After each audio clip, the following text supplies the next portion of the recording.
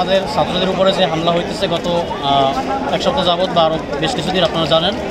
তো সেই ক্ষেত্রে আমাদের বৈষম্য বিরোধী ছাত্র আন্দোলন থেকে কালকের ঘোষণা আসছে যে আজকে সারা দেশে বিক্ষোভ মিছিল হবে এবং বিক্ষোভ মিছিল হবে, পাশাপাশি কালকের থেকে অসহযোগ আন্দোলন ডাক দেওয়া হয়েছে। সেই জন্য আমরা এখানে একত্রিত হয়েছি এবং আমি আমার বন্ধুদের পানি বিতরণ করতেছি। আজকে আমরা স্বৈরাচার বিরোধী যে আন্দোলন গড়ে তুলেছি, এটার একমাত্র কারণ এই স্বৈরাচারের পতন।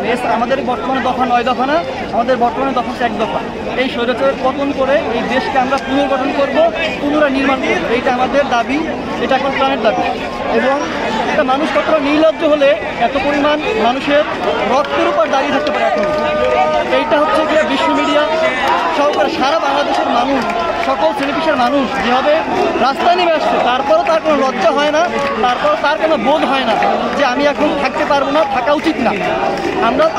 আপনারা দেখতে পাচ্ছেন, যারা দেখবেন দেশবাসী, আমাদের বরিশালের বর্তমান পরিস্থিতি, সকল শ্রেণীপেশার মানুষ, ছাত্র, শিক্ষক, ড্রাইভার, মুদিয়ালা, সকল শ্রেণীপেশার মানুষ একসাথে হয়েছে, এখানে একত্রিত হয়েছে। আমরা একটাই দাবি, এই শেখ হাসিনা, এই খুনি, এই হাসিনা আর থাকতে পারবে না, থাকার কোনো সুযোগ নাই।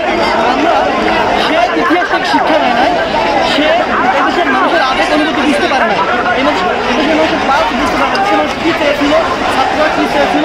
আসলে যুগে যুগে এই ছাত্র আন্দোলন ব্যর্থ হয় নাই। আমরা আশা করি এই আন্দোলন আমাদের ব্যর্থ হবে না, এই আন্দোলন অবশ্যই সফল হবে। আপনারা দেশবাসী যেখানে থাকেন আমাদের সাথে থাকেন, আমাদের পাশে থাকেন, এটাই আপনাদের কাছে আমাদের প্রত্যাশা।